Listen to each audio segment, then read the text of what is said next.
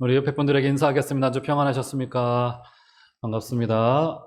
우리 저 카메라 너머로 계신 우리 성도님들도 주의 이름으로 축복합니다.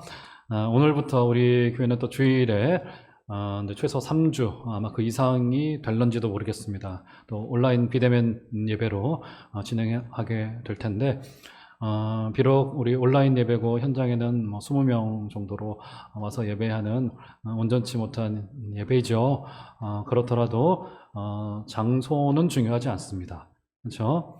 어느 곳에 계시든지 지금 역사하시는 성령께서 여러분 함께하고 계시니까 꼭 그것을 믿으시고 아마 힘드시리라 생각이 되어집니다. 힘드실 거예요. 굉장히 오래 지속이 되니까 예배 집중도 힘들고 이런 상황입니다. 우리 그렇더라도 조금 인내하여 주시고 또 하나님의 좋은 때를 좀 기다려 주시는 여러분들 되셨으면 좋겠습니다. 벌써 12월 두 번째 주가 됐어요. 날짜로 하자면 올해가 이제 20일도 남지 않았습니다. 참 뭐 말 그대로 쏜살입니다. 쏜살. 뭐 저도 그러니까 인생의 선배님이신 분들은 저보다 시간이 더 빨리 지나시리라 생각이 되어지는데 뭐 저도 빨리 지나갑니다. 벌써 제가 우리 교회 와서 위임식이 2018년 11월 17일인데 벌써 만으로 2년 넘어버렸으니까 뭐 시간이 너무 빨리 간다 싶은 생각을 하게 됩니다. 올 한 해 어떻게 보냈나 되돌아보면은 참 여러 가지 일들이 있었으리라 생각이 되어집니다. 아마도 우리들에게 말고 우리 믿지 않는 사람들에게 그런 질문을 해보면 분명히 그렇게 대답을 할 겁니다. 올해 어떻게 살아오셨습니까? 무엇을 목적을 두고 살아오셨어요? 이렇게 물으면 아마 열의 7, 8은 어떻게 대답을 할 거냐면 아마도 그 마음속으로 이런 대답을 할 겁니다. 저는 행복하려고 살았어요. 복을 목적에 두고 살았습니다. 행복이 중요한 거지요. 우리 가정이 행복한 게 저는 최고로 좋습니다. 이런 생각을 해봅니다. 사람은 아마도 누구나 다 자기만의 행복을 갖고 찾아갑니다. 지나가는 사람들에게 왜 사십니까? 물어보면 아마 7할, 8할 정도는 저는 좋지 않고 살아갑니다. 행복을 위해서 살아갑니다. 아마 이런 대답을 듣게 될 것입니다. 그래서 사람들에게는 모두들 자기들 나름대로의 행복의 기준이 있습니다. 쉬운 말로 하면 이렇게 해야 행복한다 라고 하는 자기 나름대로의 그 기준이 있어요. 그래서 그것을 위해서 애쓰기도 하고요. 그래서 그것이 이루어지면 만족해합니다. 그리고 내가 그 기준에 도달하지 못했다라고 생각이 들어지면은 불만족하게 되어지고 심지어 절망하는 자리까지 가게 되어져요. 이게 행복의 기준이에요. 그래서 사람에게 중요한 것은 내가 행복의 기준을 무엇으로 잡고 살아가느냐가 굉장히 중요합니다. 우리 지난 2014년도에 있었던 그 서해 바닥에 있었던 그 안타까운 입에 그 이름을 올리기도 어려운 그 사건의 행정적인 주범이었던 그 이단의 우두머리 있지 않습니까? 그 사람이 길거리에서 끝내는 사망했잖아요. 그런데 그가 입고 있었던 그 옷이 이태리째 수백만 원짜리 옷을 입은 채 사망했어요. 그리고 불과 2, 3년 전에 있었던 정치권에서 시끄러웠었던 그 사건 있지 않습니까? 그 사건의 또 주요 인물로 알려졌던 이름도 다 기억하고 있지만 올리기도 좀 민망스러운 그 이름인 그 여인이 저 유럽에서 한국으로 들어오자마자 검찰청에 불려가면서 너무 당황한 나머지 자기가 신고 있던 신발 한 짝을 두 켤레 중에 한 켤레가 두 짝으로 되어 있지 않습니까? 한 짝을 놓치고 갔어요. 그 신발이 한 켤레 70만 원짜리 라고 알려지지 않습니까? 그걸 행복의 기준으로 삼았던 것 같아요. 아마도 잘은 모르겠지만 우리 한 달 전쯤에 우리나라에서 재밌는 해프닝이 한 가지가 있었죠. 한 종교인께서 그의 평생을 젊은이들과 소통을 하면서 무소유에 대해서 가르치면서 방송에 나와서 그렇죠? 여러 가지 가르친 것 또 현장의 가르침들로 우리 한국인들에게 무소유에 대한 행복에 대한 가르침을 줬단 말이죠. 그게 울림이 있었습니다. 젊은 사람들의 마음속에 뭐 타종교이긴 하지만 저는 사실은 이번 그 기사 때문에 그 사람의 이름도 알게 된 겁니다. 사람들의 마음에 울림이 있었던 것 같아요. 그 울림이 있었던 이유가 우리가 너무 각박하게 살아가는구나. 진짜 행복은 이거지 하면서 나는 그렇게 살고 있지 못하더라도 누군가는 그렇게 살아주는 것에 좀 안위도 받고 위로도 받고 그랬던 것 같아요. 근데 문제는 뭡니까?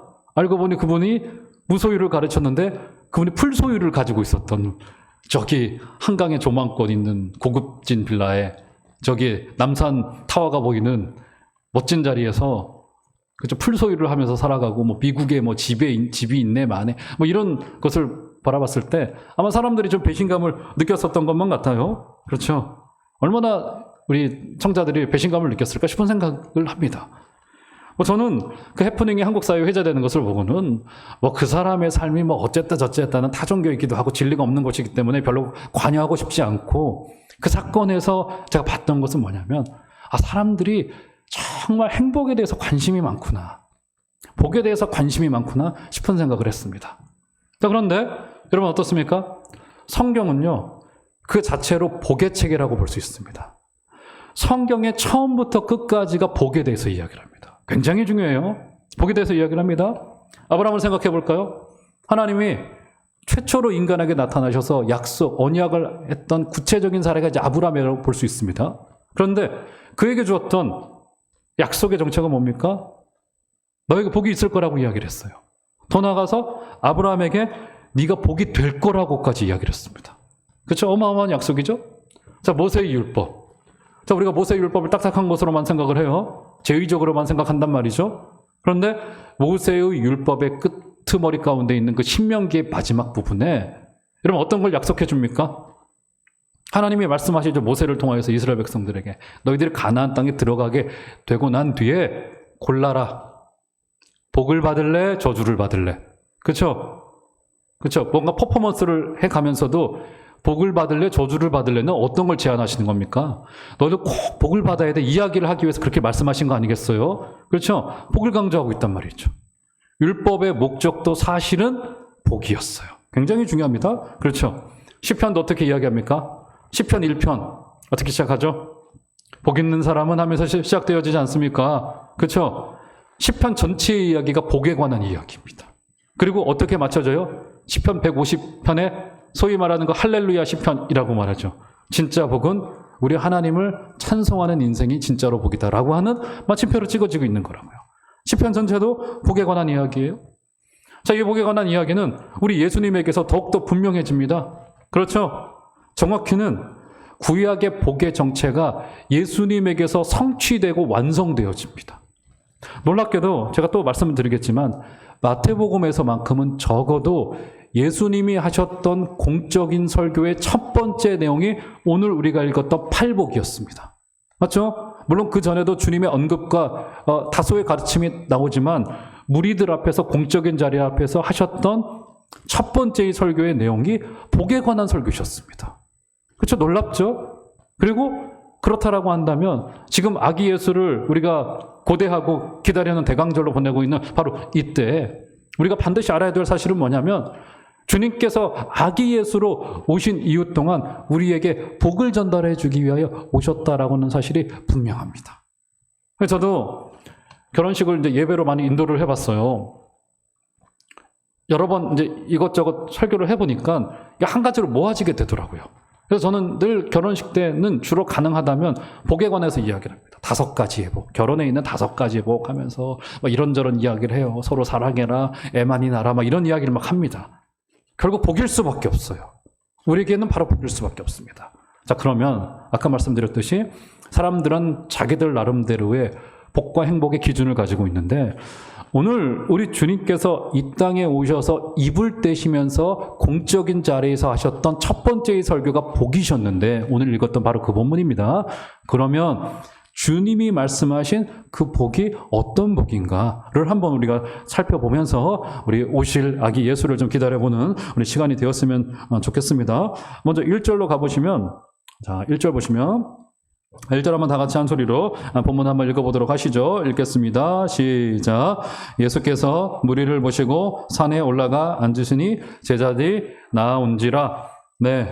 자, 이게 바로 산에 올라가서 설교하셨기 때문에 바로 5장부터 7장 정도까지를 주님의 산상수훈이다. 이렇게 산 위에서 가르치셨던 말씀이다. 산상수훈이다. 이렇게 주고 있어요. 자, 그런데 여기 재밌는 장면이 한 가지가 있죠. 자, 5장 1절을 자세히 보시면 예수께서 무리를 보시고, 처음에는 무리를 보시고 말씀하셨습니다. 그리고서는 산 위에 올라가서 내가 설교할 거라고 무리에게 알렸던 것 같죠? 그런데 정작 나온 사람들은 누구였습니까? 정작 나온 사람들은 제자들이었다고 표현을 합니다. 제자들이었다고 표현을 해요. 그렇죠? 자, 그러니까 주님이 원하셨던 것은 무리들이 전부 다 나와서 주님의 음성을 듣기를 원했다고요. 그런데 정작 주님의 음성을 듣는 자들은 주님을 따르는 자들 뿐이었었습니다. 참 어떻게 보면 아이러니한 현실이기도 하고 안타까운 현실이기도 한 거죠. 그렇죠? 그리고 또한 알 수 있는 사실 한 가지가 뭐냐면, 그렇기 때문에 여기서부터 시작되어지는 산상수 및 팔복은, 특별히 팔복을 어떤 분들은 이것을 천국에 들어가기 위한 조건으로 생각을 합니다.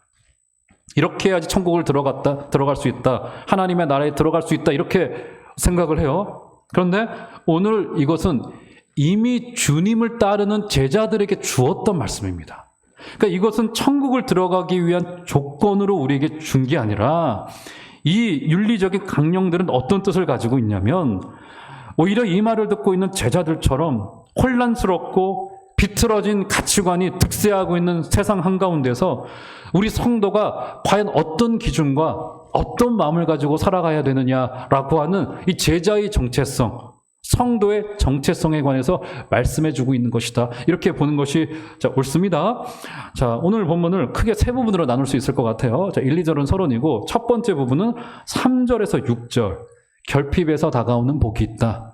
3절에서 6절, 결핍에서 다가오는 복이 있다고 이야기를 하고요.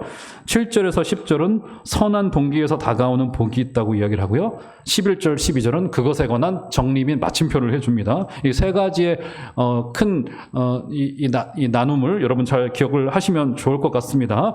그래서 오늘은 좀 하나하나를 좀 간단히만, 물론 이제 이 하나하나를 주제로 이제 설교로 삼을 수 있을 만큼 사실은 여기에 담겨진 구약적인 의미, 이런 것들이 좀 많아요. 그렇지만 오늘은 좀 간단히 좀 살펴보도록 하겠습니다. 자, 먼저 우리 결핍으로 인한 복입니다. 3절에서 6절에 그것이 등장을 합니다. 자, 주님이 입을 떼시고 하셨던 첫 번째 설교의 그 내용과 뉘앙스가 사실 좀 부정적이에요. 좀 유약해 보이고, 마음이 가난하다, 뭐 이런 말 나온단 말이죠. 애통한다, 온유하다, 의에 줄이다. 이 조금 부정적이거나 유약한 상태를 좀 묘사하고 있단 말이죠. 자, 한번 간단히 짚어보면서 여기에 좀 어떤 의미가 있는지를 우리가 좀 보도록 하겠습니다. 먼저 3절부터 보시면, 3절 한번 다 같이, 한번 큰 소리로 한번 다 같이 한번 읽어보도록 하겠습니다. 시작. 심령이 가난한 자는 복이 있나니 천국이 그들의 것이며. 네, 심령이 가난한 자는 복이 있나니 천국이 그들의 것이며. 자, 그래서 우리가 이 말씀을 흔히 어떻게 좀 이해를 해왔냐면, 심령이 가난하다라고 하는 게 마음이 좀 말랑말랑해서 하나님의 말씀도 잘 듣고 좀 잘 준비되어져 있고, 우리가 흔히 알고 있는 그런 느낌 아시죠? 그래서 잘 준비되어져 있고 이런 것으로 생각한단 말이죠. 그러니까 마음이 좋아서 잘 받아들여주고, 그렇죠? 뭔가 충성도 잘하고, 뭐 이게 적용적으로는 그 말이 틀리지는 않은 것 같습니다. 그런데 이거를 조금 여기에 담겨진 그 언어를, 그 문자를 우리가 좀 분석을 좀 해보는 게 좀 중요한데, 3절, 심령이 가난한 자는 복이 있나니에서 가난하다라고 하는 이 말은 굉장히 구약적인 표현인데, 여기서 가난하다라고 했던 이 말은 한 번도 추상적인 의미로 활용되지 않았습니다. 다른 성경에서. 그 말은 뭐냐면, 마음이 가난하다, 예를 들어서 어떤 게 좋다, 이런 정도의 의미가 아니라, 여기서 가난하다는 구약에서 실제로 가난한 사람들을 묘사할 때만 활용됐던 표현입니다. 실제로 가난한 사람들, 그렇죠? 그러니까 실제로 가난한 사람들을 묘사할 때만 활용되어졌어요. 그러니까 우리가 흔히 마음이 좀 가난해진다, 심령이 간절하다, 이런 의미로서의 마음의 가난이 사실은 1차적인 의미가 아니라는 겁니다.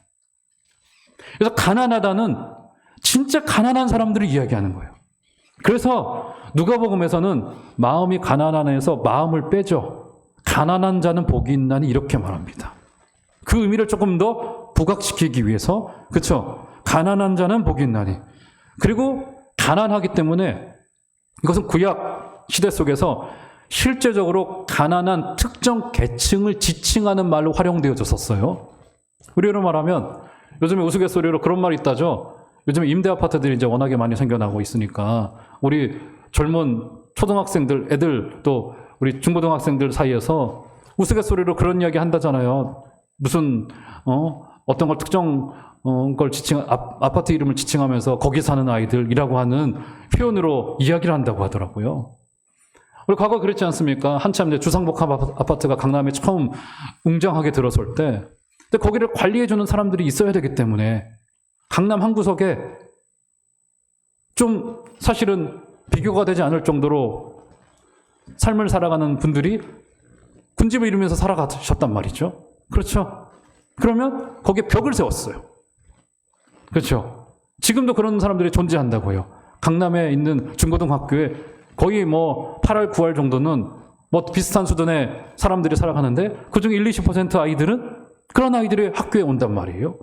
그러면 같이 교제하지 못하게 만들고 이런단 말이죠. 특정 계층으로 분류한단 말입니다. 그래서 가난하다라는 게 그런 의미입니다. 그러니까 실제로 가난한 것을 이야기하는 것이고 특정 계층을 지칭할 때 하는 말이었어요. 그러니까 주님의 지금 이 가르침이 굉장히 혁명적인 거예요. 주님이 입을 떼시면서 언급했던 첫 번째 주제가 가난이었고요. 그리고 심지어는 그 가난한 자가 복이 있는데 그 사람이 천국을 받게 될 것이다라고 하는 정말 혁명과도 같은 약속을 주고 있는 거라고요.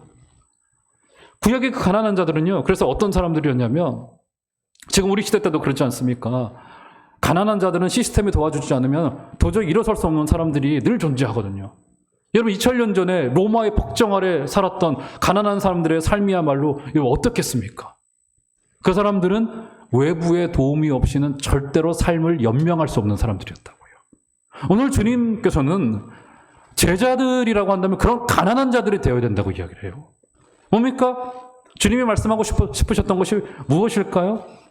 부하신 주님의 도움이 없이는 살아갈 수 없는 게 진짜 우리들의 모습이다. 그러니까 우리가 가난한 자여야 된다라고 하는 것이 주님의 부함을 강조하고 계신 것이고요.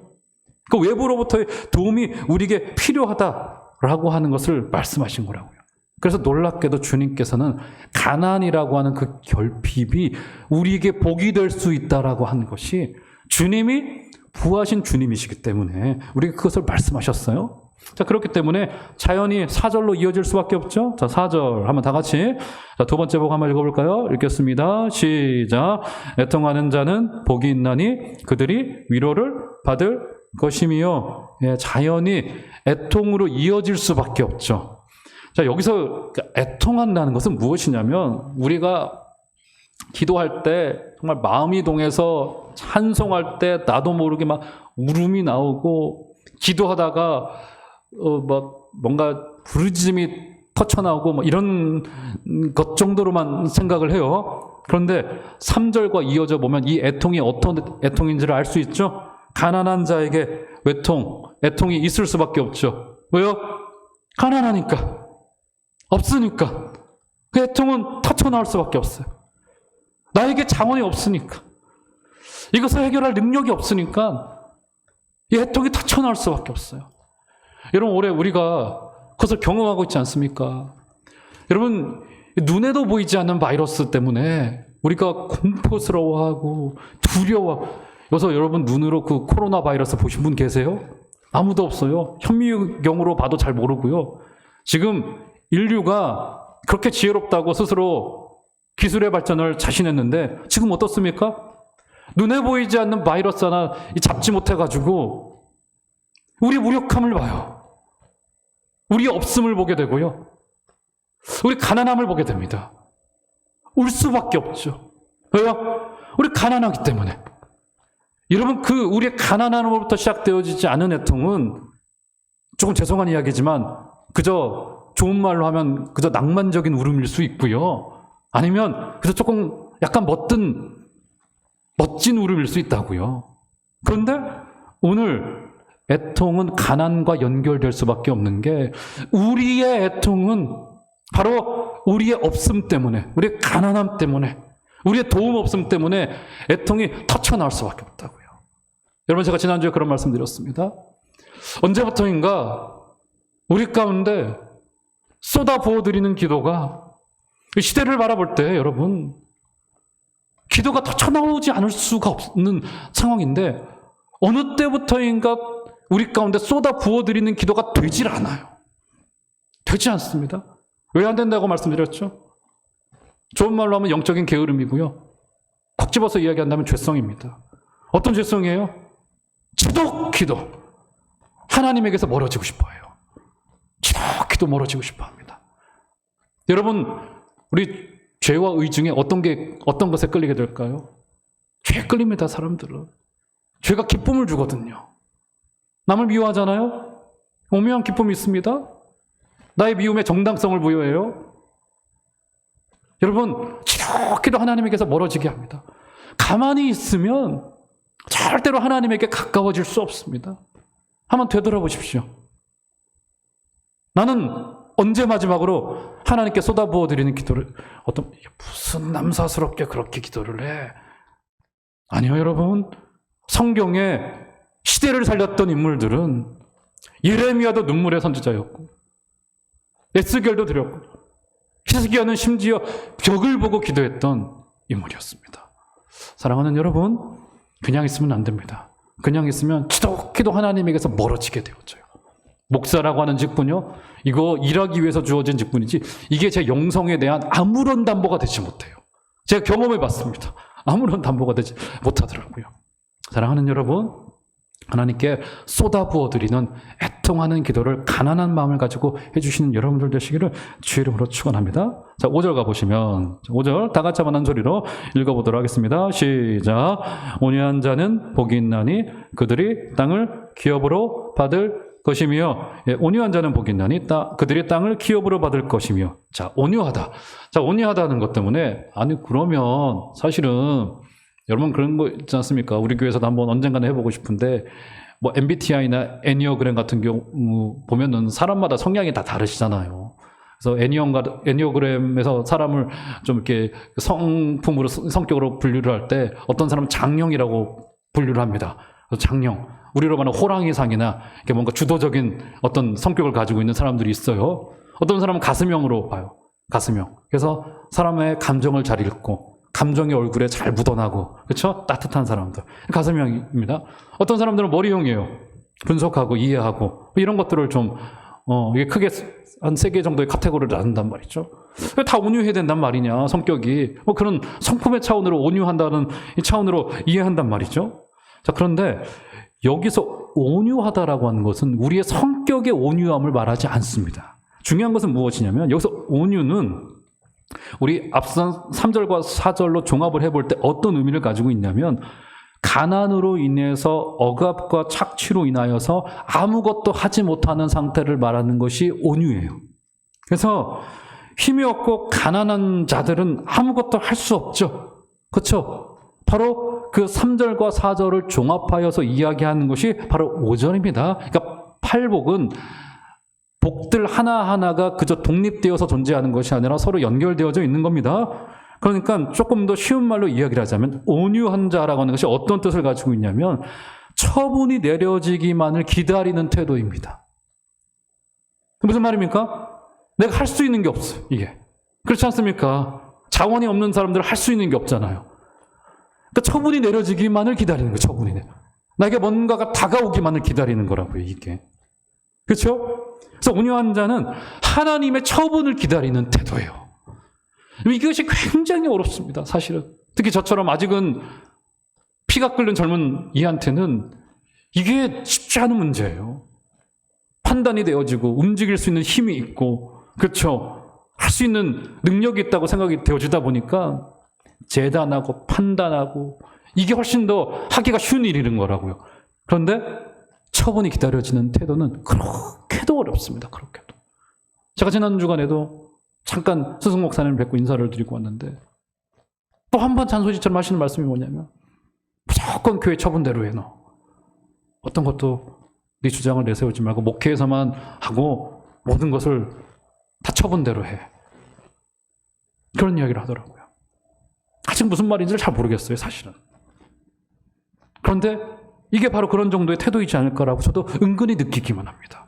사랑하는 여러분, 우리 하나님은 선하신 분이시기 때문에 하나님이 내려주시는 그 처분이 여러분 옳고 선하신 것에서 믿으시길 바랍니다. 이게 바로 온유한 자가 복이 있다고 이야기를 합니다. 자, 6절 가보시면, 그래서 오늘 결핍으로 인한 복에 대한 정리입니다. 6절 다 같이 한번 읽겠습니다. 시작. 의에 줄이고 목마른 자는 복이 있나니 그들이 배부를 것이며. 의에 줄이고 목마르다는 게 뭘까요? 가난한 자들이 배고프죠? 마실 물이 없어요. 먹을 음식이 없단 말이죠. 자, 그것을 형상화한 그림이 바로 6절입니다. 의에 줄이고 목마른 자는 뭘 기다리게 됩니까? 의가 줄이다라고 하는 거니까 의를 기다리는 거죠. 이 땅에 불의가 있단 말입니다. 그리스도인의 이름으로만 살아가기에는 억울해요. 인간적으로 그게 맞아요. 그렇죠? 그럴 수 있습니다. 그런데 우리가 뭐가 있는 거예요? 우리에게는 선한 기다림이 있는데 하나님의 의가 우리에게 반드시 오게 되리라고 하는 분명한 약속과 확실한 약속을 이미 받은 자들이에요. 만약에 하나님의 의를 기다리지 않고 세상의 논리대로 이 땅을 살아낸 자들에게는 하나님의 의가 기다려지는 게 아니라 하나님의 의가 심판으로 올 수 있고 두려움으로 올 수 있겠죠. 그 입장이 다른 거라고요. 그래서 여기서는 바로 의에 줄이고 목마른 자는 신실한 분의 약속을 붙들고 그 약속이 오기까지 간절히 바라고 기다리는 태도를 말하는 것이 바로 그게 복이라는 겁니다. 사랑하는 여러분, 결핍에서도 복이 온다라고 하는 사실을 주님께서 가르치셨던 첫 번째 주제였다는 것을 다시 한번 기억하시고, 여러분 우리에게 있어야 될 그 진짜 행복의 기준, 복의 기준이 무엇일지를 다시 한번 되돌아보시는 은혜가 있기를 주 이름으로 축원합니다. 결핍이 성도의 본질이라고 하는 점이 놀랍기도 하고요, 우리를 되돌아보기도 합니다. 자, 두 번째로 한번 넘어가 볼까요? 자, 7절로부터는 조금 다른 차원의 복이 등장하죠? 그렇죠? 자, 결핍으로 인하여 마음이 가난해진 자들은 당연히 선한 동기가 그들 가운데 생겨나질 수밖에 없죠? 그렇죠? 자, 7절. 자, 7절부터 이제 10절까지는 선한 동기에서 다가오는 복입니다. 네 가지의 복인데, 자, 그럼 7절 한번 다 같이 한 소리로 한번 읽어보도록 하겠습니다. 시작. 긍휼히 여기는 자는 복이 있나니 그들이 긍휼히 여김을 받을 것이며, 예, 이웃을 긍휼히 여기는 자가 다시 긍휼히 여김을 받게 될 것이다라고 하는 복의 약속을 주고 있습니다. 다른 말로 하자면 긍휼의 선순환, 그렇죠? 내가 불쌍히 여기고 또 그 불쌍히 여김을 당한 자가 또 나를 불쌍히 여겨주고 하는 이런 긍휼의 선순환, 서로를 긍휼히 여겨야 한다는 그런 의미를 가지고 있습니다. 서로를 불쌍히 여겨야 된다라고 하는 것이 이 믿음의 공동체, 제자의 공동체에서 굉장히 중요하다라고 하는 겁니다. 우리가 그렇잖아요. 사람을 사랑하게 될 때는 그 사람을 열정으로 열심으로 사랑하는 것도 굉장히 중요한 태도이겠으나 그거보다 더 중요한 복음적인 태도가 뭐냐면 서로를 불쌍히 여겨주는 거예요. 제가 있지 않은 장로님이 한 분 계신데, 제가 이민교회 부목사로 섬길 때 그분이 영국에 이민 1세대셨어요. 근데 영국은 미국과 다르게 그 이민의 역사도 짧고 이민이 쉽지가 않습니다. 근데 그분도 주재원으로 오셨다가 직장은 그만두고 거기서 사업을 시작하셔가지고 힘들게 한 20년 넘게 이제 살아내셨던 분이셨어요. 그래서 신혼 때 오셨다가 애들 낳고, 그때 당시에 아이들은 장성하여서 이제 20대 중반 정도 넘어가는, 아이들 대학도 이제 잘 보내고 뭐 이러셨던 분이셨어요.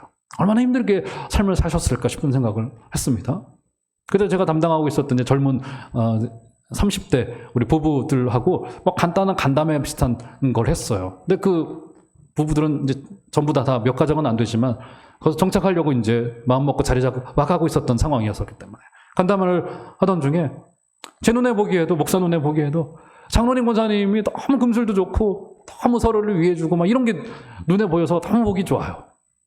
아니나 다를까 젊은 형제 하나가 장로님께 질문을 합니다. 장로님, 아니 어떻게 그렇게 권사님을 사랑하시고, 권사님 어떻게 이렇게 장로님을 존경하시고 이렇게 섬기시고 사랑하시냐고, 그렇게 어떻게 이렇게 한 30년 가까이 그렇게 금술을 유지하시는 그 사랑의 비결이 무엇이냐고 이렇게 물었어요. 이렇게 어려운 그 이민 생활 중에. 그러니까 그 장로님이 대답을 합니다. 형제님, 집사님, 그거 딱 하나면 됩니다. 딱 하나만 있으면 돼요.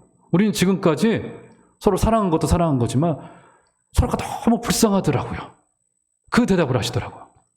권사님이 장로님을 보실 때 직장을 그만두고 사업을 해가는데 그 장로님 키가 또 이렇게 작으세요. 코 크고 키 큰 백인들 사이에서 사업을 하려니 얼마나 힘들었겠습니까? 무시당하고. 여전히 그 유럽 사회는 인종차별이 뿌리 깊게 내린 곳인데 힘들게 사업을 해왔단 말이죠.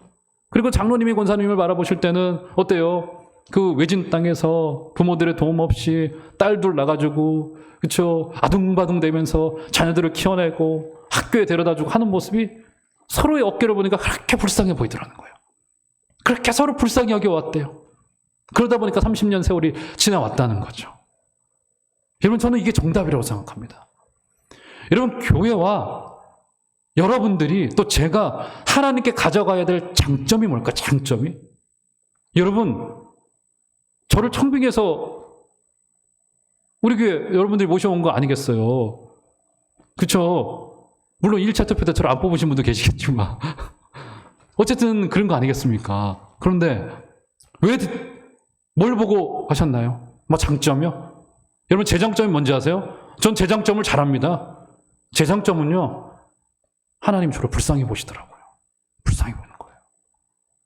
그것만 놓치지 않으면 저는 그건 자신할 수 있어요. 하나님이 저를 조금 불쌍히 보시더라고. 내가 저 인간 안 걷어주면 저거 큰일 나겠고 절단 나겠구나. 이건 거라고요. 저 여러분의 인생도 마찬가지입니다. 여러분, 우리 부부끼리 서로를 바라볼 때 불쌍히 여겨주시길 바랍니다. 그 인간 바라보세요. 미움도 있지만 불쌍하잖아요. 여러분, 여기 서 있는 목사도 좀 불쌍하게 생각 드시잖아요. 맨날 카메라 보면서 설교하고 목회해야 되는데 성도들 교회 나오라고도 못하고 집에 가시라고만 얘기하고 맨날. 이게 목사가 할 이야기는 아니지 않습니까? 몇 개월 이러고 있으니까 저도 제 정체성이 막 혼란이 옵니다. 불쌍하잖아요. 서로를 사랑하는 것을 넘어서서 서로를 불쌍히 여겨주시는 은혜가 있기를 주 이름으로 축원합니다. 자, 8절 가보시면 그 다음 8절 다 같이 한번 한 소리로 시작. 마음이 청결한 자는 복이 있나니 그들이 하나님을 볼 것이며. 자, 마음이 청결하다고 하는 것에 좀 부담이 되어져요. 그렇죠? 마음이 깨끗하다. 자, 그런데 이것은 그런 뜻이라기보다는 이것은 두 마음이 없다라고 하는 뜻을 가지고 있습니다. 그 말을 야고보서에서 하고 있어요. 두 마음을 가지지 않는다라고 이야기를 하고 있어요. 왜 두 마음을 가지지 않게 될까요? 왜요? 그 앞선 7절하고 연결되어지죠? 왜 두 마음을 가지지 않게 될까요? 불쌍한 놈이 두 마음을 가질 거 있을까요? 불쌍할 정도의 존재인데, 그렇죠? 두 마음을 가지는 사람들은 어떤 사람들입니까? 늘 너무 많은 계획을 가지고 있거나 너무 많은 소유를 가지고 있거나 너무 많은 옵션이 있어요. 그때 막 마음이 막 10갈래, 20갈래로 갈라지게 되어지죠. 그렇죠? 왜 두 마음이 없을 수밖에 없냐면, 그렇죠? 불쌍히 여김받을 정도의 존재이기 때문에, 그렇죠? 그렇기 때문에 이것은 우리가 노력해서 되어지는 게 아니라 우리 정체성이 그럴 수밖에 없다는 겁니다. 우리는 하나님에 의하여 나는 진짜로 불쌍히 여김을 받은 존재야 라고 생각이 되어진다면 두 마음을 가질 수가 없는 거라고요. 여전히 내게 뭔가 주님과 비스무리한 거에 내 호주머니 속에 있고 내 집 금고 속을 열어보면 그게 있고 여전히 뭔가 대체할 것이 있기 때문에 마음이 두 갈래로 갈라진단 말이죠. 그렇죠? 여기서는 불쌍하니까 두 마음이 생겨나질 수가 없는 거죠. 그것을 이야기하는 거고요. 자, 9절 가보시면, 자, 9절 한번 다 같이 한 소리로 읽겠습니다. 시작. 화평하게 하는 자는 복이 있나니 그들이 하나님의 아들이라 일컬음을 받을 것이며, 예, 화평하게 하는 자는 복이 있다고 이야기를 합니다. 아니, 화평이 평화를 유지하는 것만으로도 힘들지 않습니까? 우리나라 지금 국가 대치하고 있는 중에 이 평화를 늘 살얼음판을 걷듯이 수십 년을 유지해 온 거 아니겠어요? 그렇죠? 평화를 유지하는 것만으로도 힘든데 오늘 어떻게 말합니까? 화평을 만들어 가라라고요. 그리고 그 말은 곧 뭐냐면 성도와 교회인 우리가 그것을 할 수 있다는 이야기입니다. 그래서 아기 예수께서 오셨을 때 어떻게 천사들이 노래했습니까? 하늘에서는 영광이요, 땅에서는 뭐라고요? 평화가 임했다고요. 평화. 이 평화가 어떻게 가능합니까? 불쌍한 자들이 한 마음을 가지고 있기 때문에 평화가 이루어지는 거라고요. 불쌍한 자들이 마음을 두 갈래로 놓지 않고 하나의 마음을 가지고 하나님의 나라를 섬겨가기 때문에 평화가 이루어지게 되는 겁니다. 자, 오늘 마지막으로 10절 가보시면, 자, 이렇게 이야기를 합니다. 10절 한번 다 같이 한 소리로 한번 읽어보도록 하겠습니다. 시작. 의를 위하여 박해를 받은 자는 복이 있나니 천국이 그들의 것임이라. 네, 결국 박해받는 일은 누가 할 수 있습니까? 제가 이제 오래 지나오면서 어떤 분이 저에게 그런 질문을 하더라고요. 아니, 목사님, 지금 이제 정부의 거리두기 조치 때문에 우리 예배 제한을 받는 건 사실이잖아요, 행정적으로는. 아니, 어떻게, 저도 이제 그런 마음이 없지 않아 있어요. 정부의 조치가 과하다고 생각을 합니다. 어떻게 그럴 수 있습니까? 아니, 목사님, 이러다가 저 정권이 조금만 미치기라고 또 한다면 우리가 박해받고 핍박받는 거 아닙니까? 막 그런 이야기들을 하더라고요. 전 그런 우려가 당연하다고 생각을 합니다. 그런데 제가 그분을 달래드리면서 제 마음으로는 이야기를 했지만 대답하지 못한 게 한 가지가 있었어요. 여러분, 박해는 아무나 받는 게 아닙니다. 여러분, 죄송하게도 핍박은 아무나 받는 게 아니에요. 박해는요, 불쌍히 여긴 자가, 여김받는 자가 한 마음을 가지고 하나님의 평화를 이루어 가려고 할 때 우리의 믿음의 선배들이나 받았던 것이 박해이고 핍박이고 순교의 그 영광이었지, 가면 좋게요, 아무에게나 그게 오지 않는다고요. 아무에게나. 그렇죠? 평화를 이루어가기를 애쓸 때, 하나님의 나라를 이루어가기 애쓸 때 때로 바울처럼, 우리의 선배였던 주기철 한상록 목사님처럼 때로는 박해 자리에 가는 거지, 이것은, 그 선물은 아무에게나 가는 게 아닌 거라고요. 그렇죠? 정치적인 투쟁을 핍박과 박해로 오해해서는 안 된다는 거죠. 자, 그래서 오늘 두 가지를 결론을 내보면, 결핍에서 다가오는 복이고요, 두 번째, 선한 동기에서 다가오는 복이 있습니다. 자, 그러면 오늘 말씀의 결론으로 우리가 이 팔복만을 생각을 하고 11절, 12절을 생각하지 않은 경우들이 좀 있는데, 자, 오늘 마지막으로 한번 읽어보도록 하겠습니다. 자, 11절, 12절은 팔복의 결론과도 같아요. 자, 다 같이 한번 한 소리로 읽도록 하겠습니다. 시작. 나로 말미암아 너희를 욕하고 박해하고 거짓으로 너희를 거슬러 모든 악한 말을 할 때는 너희에게 복이 있나니 기뻐하고 즐거워하라. 하늘에서 너희의 상이 큼이라. 너희 전에 있던 선지자들도 이같이 박해하였느니라. 그렇죠? 11절에 보면 이런 말이 있죠. 모든 악한 말을 할 때 너희에게 복이 있다라고 하는 복의 기준을 선명하게 주고 있죠. 그렇죠? 어떻게 말합니까? 너희를 욕하고 박해하고 거짓으로 너희를 거슬러 모든 악한 말을 할 때, 그때 이게 너희에게 행복이고 복이다라고 이야기를 합니다. 복에 관한 신선한 기준을 우리 주님께서 주고 계신 거라고요. 제자들이 걸어가야 될 길인데 그 길을 어떻게 걸어갈 수 있느냐? 자, 12절 보시면 기뻐하고 즐거워하라.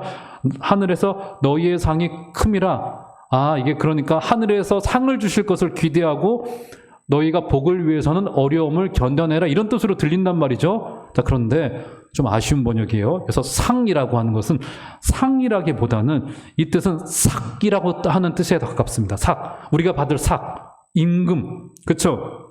그쵸? 너희의 삭. 우리의 가치. 이런 뜻을 가지고 있어요. 우리의 가치가 큼이라. 이런 말의 의역이 더 옳아요. 상이라기보다는. 우리의 가치가 크기 때문에 너희들은 충분히 그것을 가져가야 될 그런 존귀한 정체성을 가진 자들이라고는 뜻이지, 너희가 상을 기다리고 박해를 기다려라, 이런 뜻이 아니라는 거예요. 그러니까 너희가 지금 견뎌내고 이 고난의 때를 겪어낼 수 있는 것은 너희가 원래 그렇게 복된 그런 가치를 가지고 있는 자들이야, 그런 의미를 가지고 있는 거라고요. 제가 이 이야기하고 설교를 맺도록 하겠습니다. 우리 집에 가보면, 우리 집에 와보신 분들은 많지 않으신데, 우리가 짐승을 하나 키워요. 기니피그라고. 우리 몇 년 전에는 우리 햄스터를 키웠었습니다. 햄스터 그거 한 3,000원, 4,000원 하더라고요. 그거 이제 우리 애들, 특히 둘째가 좀 좋아해가지고, 그걸 사다가 이제 키웠었어요. 근데 햄스터는 이제 수명이 길질 않아가지고, 근데 또 금방금방 죽고 그래가지고 좀 아쉬워서, 얼마 전부터인가 노래를 부르는 게, 네, 어떻게 알았는지, 엄마, 아빠, 기니피그 좀 사주세요. 기니피그 좀 사주세요. 기니피그 뭔지 잘 모르시죠? 저도 잘 몰랐어요. 기니피그가 이게 토끼처럼 생겼습니다. 토끼처럼. 사줬습니다. 3만 원인가? 거금을 들여가지고 사줬어요. 정말 피그가 돼지란 뜻이잖아요. 기니피그가 맞아요. 눈 뜨면서부터 눈 감을 때까지 먹어요. 계속 먹습니다. 계속 엄청나게 먹죠. 깜짝 놀라. 사료가 엄청나게 들어갑니다. 제가 새벽 예배 가려고 일어나 보면 새벽 4시 반에도 불 켜지면 눈 탁 뜨면 바로 먹기 시작을 합니다. 그 정도로 먹어요. 그 3만 원인가 하여간 여기 홈플러스에 가서 거금 들여주고 이 월곡 홈플러스에 사줬단 말이죠. 그런데 케이지를 하나 또 사줬어요. 케이지를 사줬는데 그 케이지에 이렇게 밑에 이제 뭔가를 대줘야 되는데 그 구멍이 뚫려져 있는 케이지였는데 걔가 거기에 발이 빠지는 바람에 이 골절이 나고 마른 거예요. 쩔뚝쩔뚝 이렇게 기어다니더라고요. 그게 또 얼마나 안쓰러웠던지 우리 애들하고 또 집사람이 그래도 병원을 데리고 가야 되겠대. 저는 솔직히 어떻게 하겠어요? 가시라고. 또 기니피그 병원은 이 근처에 없어가지고 저기 왕십리까지 차를 가지고 예약을 하시고 귀하신 몸이요. 예약을 하시고 가셨단 말이죠. 그래가지고 가서 의사 선생님 또 이름이 뭐냐고 물어봐요. 이름이 뭐냐고 막 쫙 적습니다. 막 이런 차트가 다 있어. 이름 쫙 적어요. 골절이 났고 뭐 기생충 약도 먹어야 되고 예방 접종도 해야 되고 조금은 이 쥐새끼야 돼지 새끼인데 그러고 있단 말이에요. 그리고 나서는 병원을 갔다 왔습니다. 골절이 나가지고 깁스를 하면 돈이 많이 든대요. 깁스를 시키지 않고 그냥 항생제만 먹이는데 병원 갔다 와서 뭐 예방주사 한 방 맞추고 기생충 약 뿌리고 항생제 약을 타오는데 7만 원인가 8만 원인가 들었어. 그 쥐새끼가 3만 원인데 돼지 새끼가. 제가 참 애들이 이뻐하니까 저도 귀엽긴 하더라고요. 참 약간 기가 막히더라고요. 이게 뭔가 싶고. 아니 그 돈 가지고 가서 고기라도 한 점 사 먹으면 훨씬 더 나을 거 싶은 생각이 들어지는데 머리를 툭 때리는 생각이 뭐냐면 지금부터 이 돼지 새끼는 3만 원이 아니라 10만 원 넘어가는 놈이다 싶은 생각을 했습니다. 그만큼 돈이 들어갔기 때문에. 여러분 우리는 어떻습니까? 주님의 목숨값이 지불되어졌어요. 우리 별거 아닌 거로 보입니다. 아무것도 아닌 걸로 보여요. 그런데 놀랍게도 주님의 삭시 지불된 존재들이고요. 주님이 당신의 값을 지불하고 우리를 사셨단 말이죠. 그렇기 때문에 복을 따라가는 결핍으로 인한 복과 선한 동기로 인한 복은 우리가 애쓰고 어쩔 수 없이 따라가고 하는 게 아니라 그렇게 값이 지불된 우리가 존귀한 존재들이기 때문에 그 길을 기꺼이 따라갈 수 있는 존재들이 우리가 되어지는 거라고요. 사랑하는 여러분, 오늘 그런 존재들로 서주신 여러분들 되시길 바라겠고 아기 예수로 오신 우리 주님께서 원하셨던 것이 우리의 복인데 그 복은 세상의 복과는 조금 다르게 결핍으로 올 수도 있고요. 선한 동기로 우리에게 다가오는 복입니다. 이것이 주님이 이 땅에 오셔서 하셨던 첫 번째 설교였습니다. 사랑하는 여러분, 이 복된 은혜와 결심을 가지시고 이번 한 주간도 승리해 주시는 여러분들 다 되어 주시기를 주의 이름으로 축원합니다.